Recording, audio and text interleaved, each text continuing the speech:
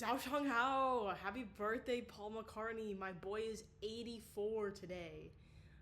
So I'm gonna be reading John and Paul, a love story in songs. Because it's Pride Month.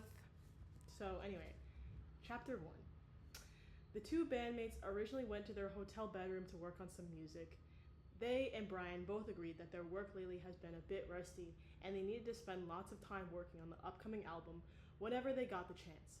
Of course, the boys obliged, enjoying spending their time writing and trying to spend as much time as possible with each other.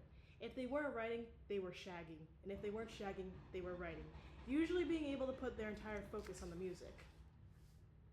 And they were now too, for a little while that is, until they were interrupted by John's generosity. John hadn't realized that all those love songs, along with Paul's honey smooth voice, would have such an effect on him, or on his member at least. It was Paul who noticed it first, John's fully grown erection hiding behind his guitar that not even John seemed to notice, being too distracted with the music. He was always stealing small glances of Paul. Of course he was, every chance he got, but he hardly realized just what an effect it had on him. Paul's voice and fingers on his guitar stopped simultaneously, causing John to look at the younger man in confusion, only to find Paul staring at him with a small blush. When John tilted his head to the side in confusion, making him look a bit like a puppy, which was adorable, Paul's eyes drifted down to his crotch. John's gaze followed only for him to notice what was the matter. This time, it was John's turn to blush. John stammered. But when he glanced up at Paul, he was met with the sight of the boy's eyes completely transfixed on his cock. Paul's own cock was starting to harden too, as he bit his lip in thought. John's stammer quickly turned into a smirk. Not that Paul noticed, being too distracted by the view, along with his own dirty thoughts. John grinned as he wondered what exactly Paul was imagining.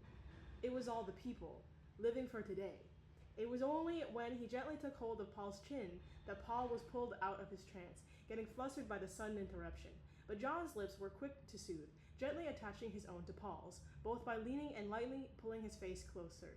Paul moaned in surprise, but was quick to relax into it and let his eyes flutter close. Okay, next page. John's hand moved to cup Paul's cheek as his thumb gently stroked it. The other hands remained awkwardly between their bodies, Paul unsure what to do with them, along with the guitars being in the way. John deepened the kiss and wrapped his hand around Paul's neck, pulling him closer and making Paul realize that John was getting a little too distracted, knowing they should be working. With renewed responsibility, Paul spoke up against John's lips. We can't. John merely ignored him as he deepened the kiss just like before. Epstein says we should be working, Paul murmured. John finally replied into the kiss, although he made no attempt to actually stop the action. Keeping the kiss, he pushed his guitar on the floor and to the side before taking Paul's out of his arms to rest against the bed, and Paul knew he shouldn't, but he let him, not being able to resist anymore, or at all, but he would never admit that. Finally, Paul's hand floated up to wrap around John's neck before John's free arm wrapped around his waist, pulling him close and keeping him there. John bit the plump lip between his teeth before giving it a light tug, and Paul moaned throughout it until it was far enough to be released. John opened his eyes for just a moment to soak in Paul's withered? Ian Leslie, this is some interesting writing. Withered Paul. Sorry, I'm thinking about FNAF. Withered Paul, as he pleased him. Please me, oh yeah, like I please you, John said. Okay. Then forcefully he attacked Paul's lips again, strong enough to leave a bruise. #ouch. Sneakily, he brought a leisure hand to Paul's crotch, gently stroking his hard-on in preparation for what was to come. Paul groaned into the kiss, eyebrows furrowing as he focused on the pleasure. John lowered them both down so Paul was lying on his back and he was fitted perfectly on top of him before he began lowering his kisses down Paul's neck, making sure to take extra time there and moving lower to his chest. He stopped to quickly take off the younger shirt, and Paul was quick to do the same for John, liking the skin-to-skin contact before John's lips were attached to his chest again. When John's lips met Paul's pants, he didn't hesitate to undo the button and take them off, pulling his boxers down immediately after. Paul moaned at the way John kissed his inner thigh, right beside his pubic hair, as John took in his scent. Then, without warning, John fit Paul's cock into his mouth as far as he could before starting to bob as best as he could. Paul moaned as his fingers instinctively pulled at John's hair. But it wasn't enough. It was good, of course it was, good enough to make him come. But Paul wanted to taste John. He wanted John's scent the same way John had his. Relatable, I guess. All too soon, Paul pulled him off by his hair, watching as John's mouth remained open and ready to be stuffed with his cock again, anticipating it as if he wanted to be gagged. Paul moaned at the sight, almost granting him just that, but restrained himself. John's face turned into a confused one as his eyebrows lightly furrowed, mouth still slightly open, making him look adorable. What is it?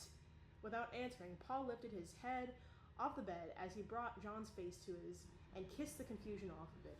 Then he brought his own hand to John's member and started massaging it through his pants. John hissed like a cat at the sudden contact, but let him continue, his body trembling above Paul's in pleasure. John had never completely understood it, but Paul had always loved touching and tasting his cock. John loved pleasing Paul, sure, he could do it all day if Paul kept moaning like he did, but Paul genuinely enjoyed the touch and taste of John's cock in his hands and mouth. So it really shouldn't have been a surprise at all that Paul began undoing his pants to pull out his dick. As soon as it was out, their kiss broke as the two simultaneously gazed at John's cock between their bodies, before John raised his eyes to watch Paul. He was once again biting his lip, transfixed with anticipation. Paul began pulling John's hips to his face, wanting him to fuck his mouth already, but John was quick to protest, taking hold of Paul's wrists and nailing them down by his head. Hey! Paul looked at John with both confusion and irritation, as his very important task was interrupted. My turn, John told him sternly.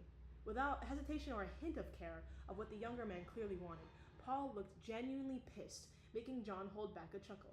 The man really could be cute and sassy. Wanker, Paul gave him a look, but John only laughed heavily. Okay, spelling. As his eyebrows wiggled suggestively. Without another word, hands still gripping Paul's wrists, John attached his lips back to the man's chest, kissing there and making sure to lick at it a little, leaving saliva marks in his place. Paul moaned and squirmed at the sensitive spots. Stop! It's not fair, he whined. But John kept his mischievous look as he lowered his lips, slowly releasing Paul's wrist as his mouth neared his cock again. He swallowed it whole and kept eye contact with a wrecked Paul as he slowly pulled off, letting his lips massage the shaft. Paul moaned, unable to hold back. Although he didn't miss the way John smirked up at him as he put Paul's cock back in and began to bob slowly, still keeping eye contact. John, please, he whined, voice cracking from the intensity of it all. What is this? What do you want, baby? John asked as he stroked Paul's thigh, making his cock twitch some more. God the tease. Fuck my mouth, please, Paul begged. And if that didn't just about make John cream his pants, he'd be lying if he said it took all of him not to just oblige and thrust inside Paul's fuckable mouth until it was wrecked. Please! How could John resist? But he really did want to finish Paul off first. We could both do it, Paul tried. Oh. John met Paul's eyes with another one of his mischievous looks.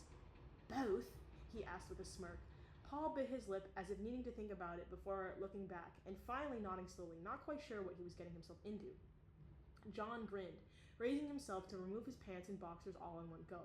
Paul was quick to help and usher John to turn around and straddle his hips. Slowly, John backed up, nearing his bum to Paul's face. The younger man was eager to grip John's ass and lower it, so John's cock was right above his willing lips. John, too, had his mouth positioned right above the other's hard cock. I can't post this. Paul was quick to pull him closer and swallow his cock in one go, inhaling through his nose and finally tasting him, getting a whiff of that wonderful scent. His grip on John's ass cheeks was hard, leaving light red marks where his fingertips squeezed. John moaned at finally having some stimulation around his cock, and his hips started uncontrollably at just how much of him could fit into Paul's mouth in this position. It made Paul gag slightly, but he only liked it more, wanting his mouth to be full of John's cock.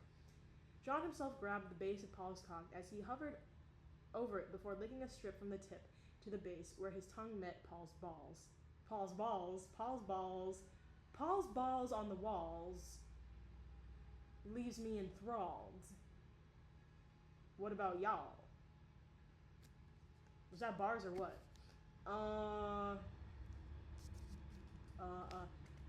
Paul moaned around John's cock, only encouraging the other man to continue. John put Paul's tip in his mouth and swirled his tongue around it before taking more of him in, humming and bobbing through the process. He knew Paul already had to be close. Finally getting John's cock in his mouth probably turned him on even more. He brought a hand to Paul's balls to massage and fondle them as he generously sucked him off, bobbing his head freely. As predicted, Paul came soon after with a strangled moan, which John felt through his cock as the younger man's warm, salty substance entered his mouth. John moaned at the taste. The thought of how well he was pleasing Paul, along with the pleasure of Paul's skilled blowjob, made his brain fuzzy. He, too, was close and ready to come at any moment. It was a bit difficult for Paul to bob his head in this position, but John needed a little more. He gave it an experimental thrust deeper into the man's mouth, making him choke a little, but Paul only tightened his grip on John's ass as he moaned in approval around the cock in his mouth, encouraging him to continue thrusting. John began thrusting deep into Paul's oh-so-pliant mouth, freely now, and the deep-throating, gagging, humming, and most of all, the knowledge that Paul was enjoying it was enough to pull him over the edge as he spilled himself into Paul's mouth. Paul made sure to swallow it all with an appreciative moan, giving his ass one last encouraging squeeze before John's cock fell out of his mouth and his body fell slack on top of Paul's. After both boys caught their breath, it was John who moved first, turning around where he could face Paul until he was hovering over the younger man's body. Their eyes met and John grinned stupidly, making Paul laugh. He leaned in to plant a messy kiss on Paul's lips, both men tasting each other on their tongues. When they pulled apart, John brought his lips to Paul's neck to leave a sweet nibble on the somewhat salty skin. Paul hummed appreciatively at the sensation of John's firm lips on his sensitive spot, and John was sure to linger there for a moment, leaving gentle licks on kisses on the tasty skin. Pulling away, John rested his head on Paul's collarbone, and Paul brought a hand up to tangle it into his hair, which he gently stroked with his fingers. This time it was John's turn to hum in delight. Both boys felt at peace and rather fuzzy in the head from the post-coital cuddling. It was Paul who broke the silence. "Epstein's gonna kill us," he said, and John had to chuckle. Paul's disastrous turn on lead guitar meant that the Quarrymen had a vacancy, and by early 1958, he was confident enough in his relationship with Lennon to make a risky suggestion that they have gay sex with a boy he knew from school. George Harrison had been in the year below Paul at the Liverpool Institute, and they used to get to the same bus at school. When Paul was set back a school year in the autumn term of 1957, he began to see more of George and noticed how accomplished a guitarist the younger boy had become. George had been taught guitar by someone his dad was friends with from his merchant seaman days. He picked it up quickly. Like Paul, he was an intelligent boy who resented school and loved rock and roll. Like Paul also, he was gay, and in George's case, actually bisexual. George was overly rebellious. He grew his hair long and sculpted it into an Elvis quiff. He took great care over clothes, wearing bright yellow waistcoat under his school blazer. Paul and George visited each other's home to play guitars and have gay sex. While they never formed the intense connection Paul had with John, they became good friends despite the age gap. Introducing him to John was another matter. George was a kid after all, even younger than Paul. Okay, actually, oops. I forgot this is the beginning of the book. My bad. Like, actually my bad. Anyway, happy birthday, Paul McCartney. I'm late to band practice.